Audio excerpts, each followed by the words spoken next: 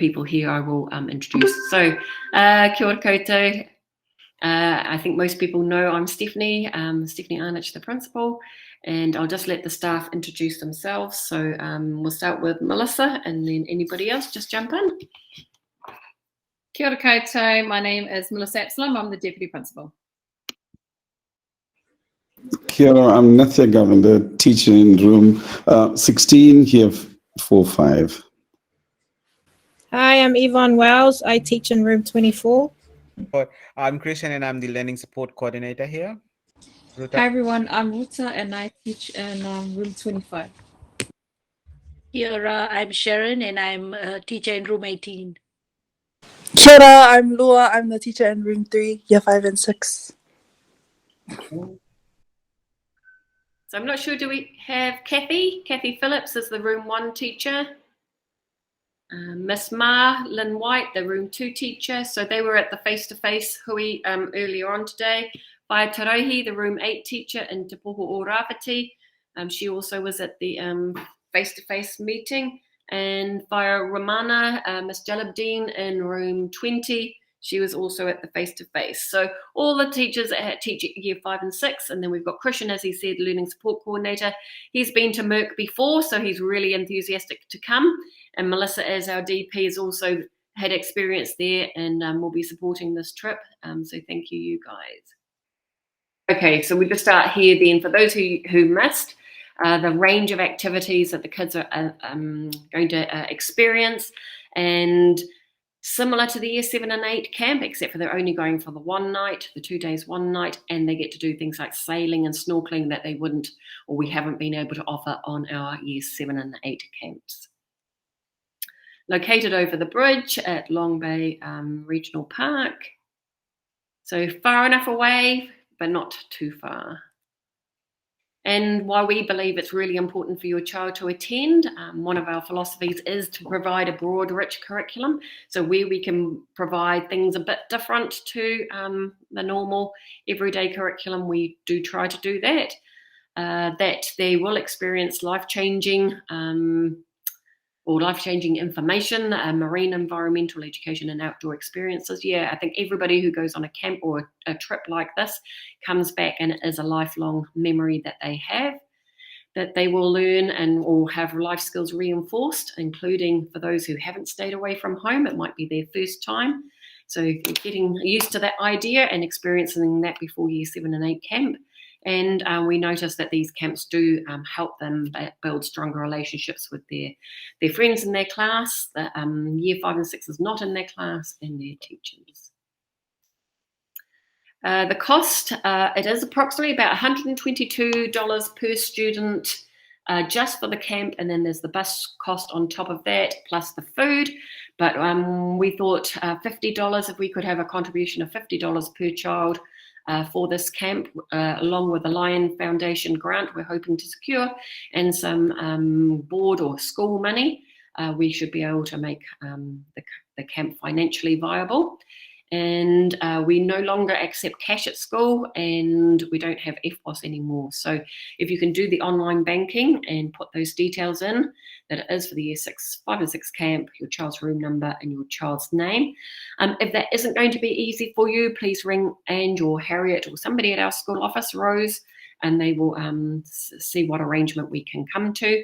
And part payments, we're more than happy for that, as long as we've got those details. So hopefully, again, please sing out. We really want all kids to come, and we don't want the money to be the barrier.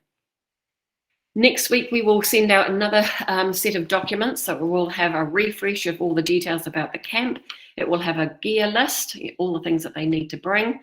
And it will have a form for you to fill in about, permissions and medical information, things like this.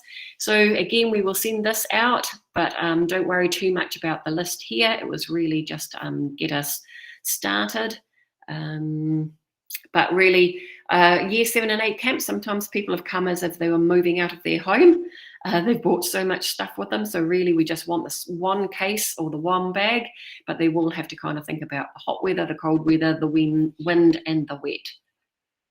But it is only 2 days, 1 night. So yeah, they should be able to cover that. The accommodation, again, you can read this when we send it out, or you can go to their website. But there are bunk facilities, so we will organise the children probably in the groups that they're going to be in at camp, or a merger of 2 groups. The boys will have their own bunk rooms and the girls will have their own, and then there will be staff and parent helpers allocated to those groups and to those bunk rooms. Kathy or Nithya, or one of the teachers who went on the previous year 5 and 6 overnight stay to Tawharanui might be able to tell you a little bit more about how it actually went for that one night stay, how they managed excited kids over the night. But with the year 7 and 8 camp that I tend to go to, they go for 3 nights, and yeah, on the whole, we haven't had any issues. We did have one example where the boys were a bit silly with aerosol, you know, their deodorant. So we put a ban on aerosols going to camp and just the roll-on deodorants, and yeah, just no aerosols at all.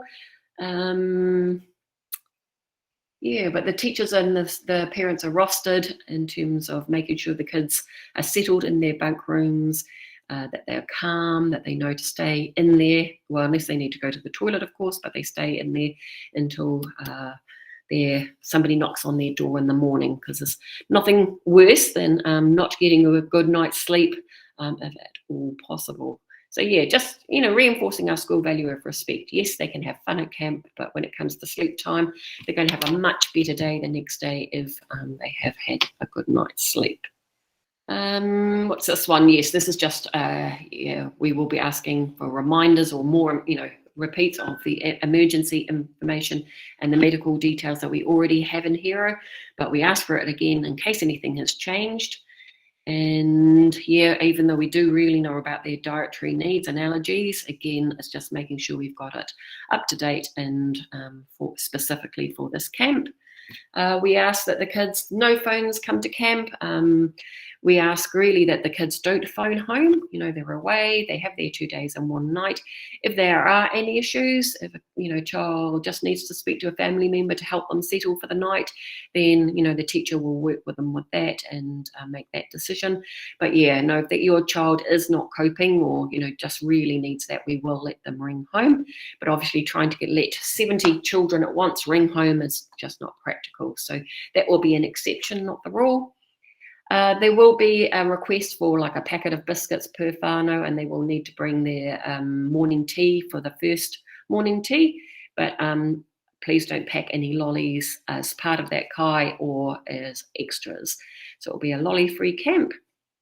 And as I've already mentioned, the aerosols. Yeah, and you will have obviously your class teacher's contact details if you need to contact them or somebody at the camp. There won't be a lot of downtime. I think they're going to come home to you quite exhausted, but yeah, we will try and build in some just of that calm time where they can read a book before they go to bed or some quiet card games. But again, more of this information will be sent out early next week. As part of that documentation, MERC do want you to realise, obviously, the trip isn't risk-free. There might be accidents that we will have to attend to. Again, with the year 7 and 8 camp, very few, can't really remember. I remember one broken leg, I don't know if it was last year or the year before, that I had to help. Once he'd come back from the hospital, I brought him home for his mum to pick up closer to Auckland.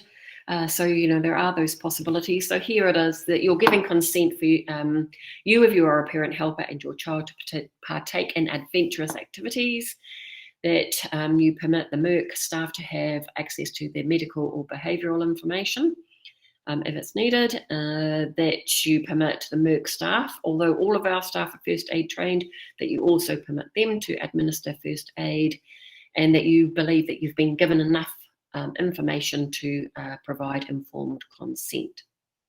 So again, that will be part of that paperwork, but if you have any questions about that, either we'll find out if we don't know and get back to you, or we'll be able to answer at the end of this session.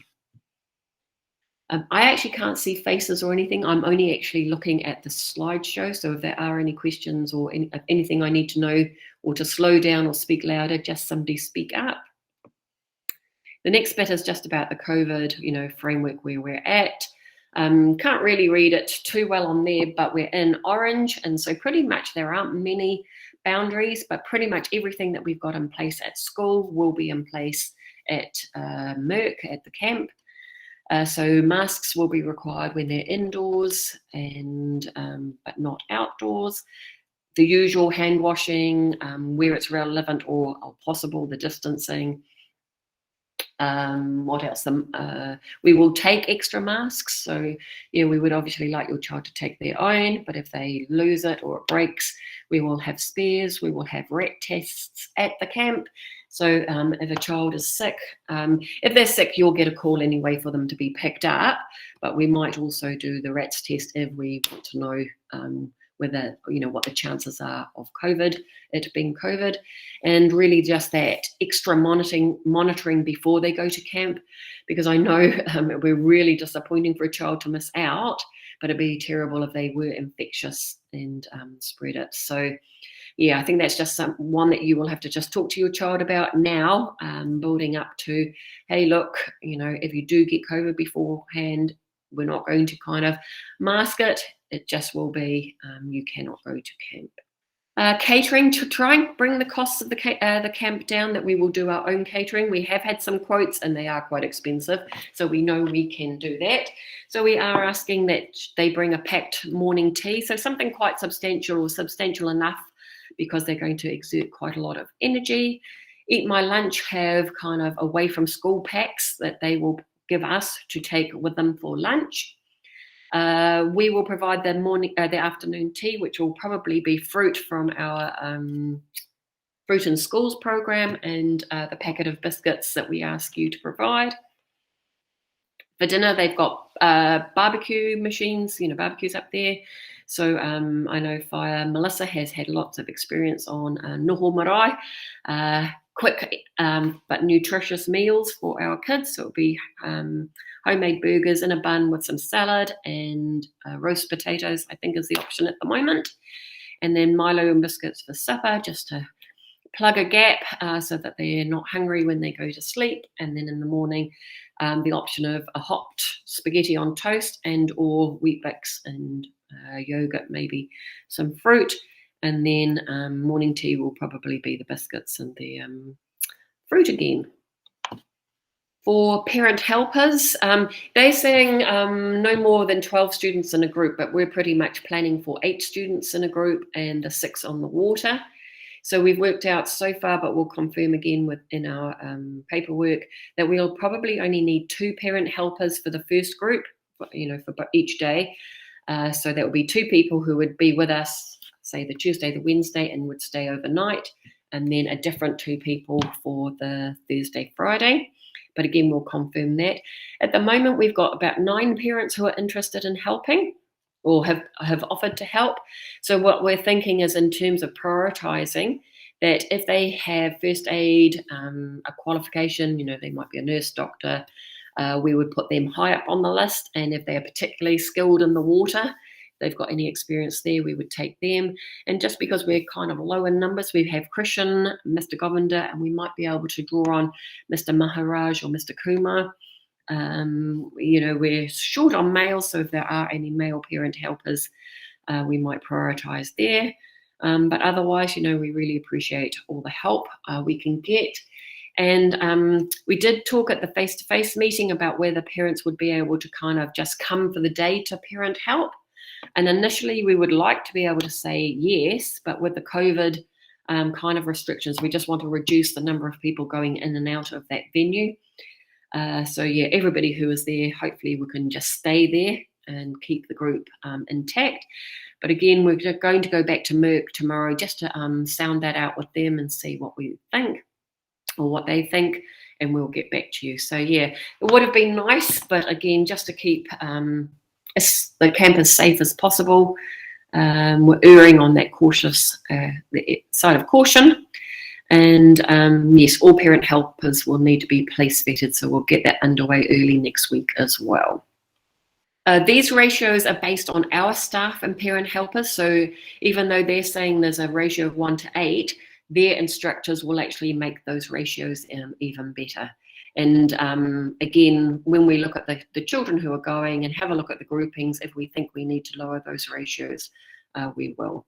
And people like me, Firecella, probably will be going up for at least one of those groups. So there will be extra staffing available. So yes, just question and answer time right now. Really, what have we missed that you've been wondering about? So the mask requirements, I think we might have covered that already. I think so. And yeah, and the parents visiting. So yeah, we've had it, say, on the Year 7 and 8 camp where unbeknown to us, a family arrived with, McDonald's and, oh no, it was pizzas, I think, and a birthday cake to celebrate a birthday. And it's hello, I've just got Grace, our cleaner, coming in. It's lovely to do. It's just makes it really difficult for us for managing it. And I guess in terms of allergies and kids' excitement at seeing their parents or having, different kai, we're just asking, please don't do that. So in our RAMS form, so our RAMS is our risk analysis paperwork. In there, we will have all the names of all the adults that we know that are going, and we will share that with the parents, and we ask that nobody else come unannounced. So do we have any other questions? I think possibly a lot of you have had, older students who've gone to the Year 7 and 8 camp, so you kind of know how it works. But yeah, anybody new to camping or, school camps? Well, this isn't the last opportunity for questions. So we will send the recording of this out to all the Year 5 and 6 whānau and the slideshow. And if there are other questions that that you have and we haven't really thought about that, we will add it to our planning and get it back to you. And just to really encourage you, if there are other whānau or friends that that are kind of saying, oh, we're not that keen for our kids to go to camp, please encourage them. Please encourage them to talk with us. I don't think I've ever heard a child regret going to camp. They might have been nervous and reluctant initially, but when they come back, they always are very positive. And usually at our end of year prize givings and graduations, that is the one thing that most kids talk about. The highlight of the year is camp. Okay, let's not prolong the meeting. We've all got busy lives, and no doubt you've got kai to get back to. Thank you again so much for joining the meeting. Thank you to the staff who have been here for tūhui today and all the work that they've put in behind the scenes. And parents, thank you for showing interest and your ongoing support. We really appreciate it. Pō Marie, ka kite anō. Thank you. Thank you. Thanks, Steph. Good. Have a good night. Good night.